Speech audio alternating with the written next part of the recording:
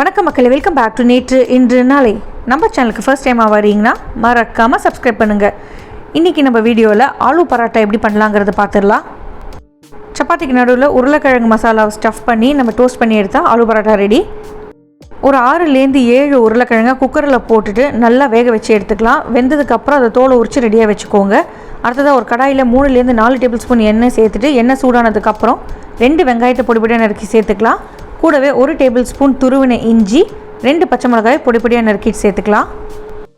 இப்போ இந்த வெங்காயம் நல்லா குக் ஆகட்டும். குக் ஆனதுக்கப்புறமா 1 டீஸ்பூன் கருப்பு உப்பு, 1 டேபிள் ஸ்பூன் ஜீரக பொடி, 1 table spoon amchur powder, 1 table spoon அளவுக்கு கரம் மசாலா சேர்த்துக்கலாம். இது கூடவே நல்ல கலருக்காக ஒரு 1/2 டீஸ்பூன் அளவுக்கு மஞ்சள் பொடி சேர்த்துக்கிறேன். காரத்துக்கு 1 டேபிள் ஸ்பூன் அளவுக்கு சிவப்பு மிளகாய் பொடி சேர்த்துக்கலாம். இப்போ இந்த பொடிகளோட பச்சை வாசனை போகிற வரைக்கும் நம்ம சாட்டே பண்ணிக்க போகிறோம்.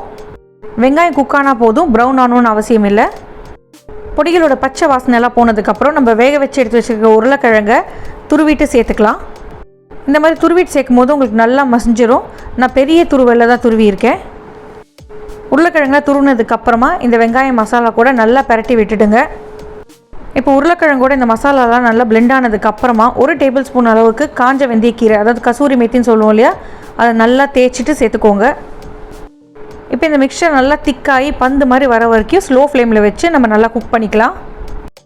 கடைசியாக குக் ஆனதுக்கப்புறம் அடுப்பை ஆஃப் பண்ணிவிட்டு ஒரு கைப்பிடி அளவுக்கு கொத்தமல்லி இலைகளும் ஒரு கைப்பிடி அளவுக்கு புதினா இலைகளையும் நல்லா வாஷ் பண்ணிவிட்டு பொடிப்பொடியாக சாப் பண்ணிவிட்டு சேர்த்துக்கோங்க. கொத்தமல்லி புதினா நம்மளோட பராட்டாக்கு நல்ல ஒரு ஃப்ரெஷ் ஃபீல் கொடுக்கும். மிக்ஸ் பண்ணி விட்டுட்டு நல்லா ஆற விட்டுருங்க. ஆறுனதுக்கப்புறமா இதை குட்டி குட்டி பால்ஸாக நம்ம உருட்டி வச்சுக்கலாம். உங்கள் மாவு உருண்டை என்ன சைஸோ அதே சைஸுக்கு தான் இந்த ஸ்டஃபிங் உருண்டையும் இருக்கணும். அப்போ தான் உங்களுக்கு நல்லா உரைக்கும். சப்பாத்தி மாவு பிசைகிறதுக்கு மாவோட கொஞ்சமாக ஓமம், உப்பு, எண்ணெய் சேர்த்துட்டு நான் தண்ணி ஊற்றி பிசைஞ்சிக்கிறேன்.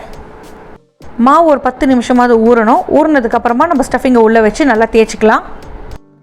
சின்ன பந்து அளவுக்கு மாவு எடுத்துகிட்டு அதை நல்லா ஃப்ளாட் பண்ணிவிட்டு மாவில் டிப் பண்ணிவிட்டு கொஞ்சமாக தேய்ச்சி எடுத்துக்கலாம். சின்னதாக தேய்ச்சதுக்கப்புறமா நடுவில் ஸ்டஃபிங் வச்சுட்டு நம்ம எண்ட்ஸ் எல்லாம் சீல் பண்ணிக்க போகிறோம். எண்ட்ஸ் எல்லாம் சீல் பண்ணிவிட்டு ப்ரெஸ் பண்ணிவிட்டு எக்ஸ்ட்ரா மாவு பிச்சு எடுத்துருங்க. அதுக்கப்புறம் ஃப்ளாட்டன் பண்ணிவிட்டு திருப்பி மாவில் டிப் பண்ணிவிட்டு ஜென்டில் ஹேண்ட்ஸை வச்சு நம்ம ரோல் பண்ணிக்கலாம். உங்கள் வீட்டுக்கு ஏற்ற மாதிரி உங்களுக்கு பிடிச்ச மாதிரி திக்னஸ்க்கு நீங்கள் ரோல் பண்ணிக்கோங்க. எனக்கு பேசிக்கலி பராட்டா கொஞ்சம் தின்னாக இருந்தால் தான் பிடிக்கும். ஏன்னா அப்போ தான் ஸ்டஃபிங் நல்லா உரைக்கும்ன்ற ஒரு எண்ணம். பட் உங்களுக்கு திக்காக பிடிக்கும்னா நீங்கள் திக்காகவே ரோல் பண்ணி எடுத்துக்கலாம். அதே மாதிரி ரோல் பண்ணும்போது ரொம்ப ப்ரெஷர் கொடுக்காதீங்க. அப்படியே ஜென்டிலாக எல்லா பக்கம் ஈவனாக வர வரைக்கும் ரோல் பண்ணி எடுத்தால் போதும். இல்லைனா ஸ்டஃபிங் வெளியில் வந்துடும்.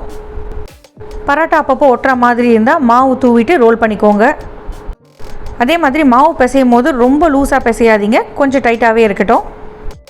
அதே மாதிரி உருளைக்கிழங்கு செலக்ட் பண்ணும்போது நீங்கள் சிப்ஸுக்குன்னு இருக்கிற உருளைக்கிழங்கு இல்லைனா புது உருளைக்கிழங்குன்னு விற்கும் இல்லையா, அதை யூஸ் பண்ணி பராட்டா பண்ணிங்கன்னா உங்களுக்கு அந்த பிசுபிசுப்பு கம்மியாக இருக்கும். ரோல் பண்ண பராட்டாவை நல்லா சூடாக இருக்கிற தவாவில் போட்டுட்டு ப்ரௌன் ஸ்பாட்ஸ் வர வரைக்கும் 2 பக்கமும் திருப்பி குக் பண்ணி எடுத்துக்கலாம். ப்ரௌன் ஸ்பாட்ஸ் வந்ததுக்கப்புறமா எண்ணெய், வெண்ணெய் இல்லைனா நெய் தடவிட்டு நல்லா டோஸ்ட் பண்ணி எடுத்துக்கோங்க. ட்ரெடிஷ்னலாக பார்த்தீங்கன்னா இதை நிறைய பட்டர் போட்டு குக் பண்ணுவாங்க. பட் ஹெல்த் ஆஸ்பெக்டில் பார்த்தோன்னா நம்மளுக்கு 1 ஸ்பூன் எண்ணெய் போதும். தொட்டுக்கிறதுக்கு பெருசாக எதுவும் வேண்டாம். தயிர் இல்லைனா ஊறுகாய் இருந்தாலே போதும். இந்த டிப்ஸ் எல்லாம் ஃபாலோ பண்ணி நீங்கள் பண்ணிங்கன்னா உங்களுக்கு ஸ்டஃபிங் எல்லா இடத்துலையும் பரவி ரொம்பவே டேஸ்ட்டாக இருக்கும். பெஸ்ட் காம்பினேஷனான மிளகாய் ஊறுகாவோட சர்வ் பண்ணுங்கள். முடிஞ்ச வரைக்கும் இந்த பராட்டாவை சூடாக சர்வ் பண்ணுங்கள். இந்த ரெசிபி உங்கள் வீட்டில் ட்ரை பண்ணி பார்த்துட்டு எப்படி வந்ததுன்னு சொல்லுங்கள். நம்ம சேனலுக்கு ஃபர்ஸ்ட் டைம் வரீங்கன்னா லைக் பண்ணுங்கள், ஷேர் பண்ணுங்கள், மறக்காமல் சப்ஸ்கிரைப் பண்ணுங்கள். தேங்க்ஸ் ஃபார் வாட்சிங்.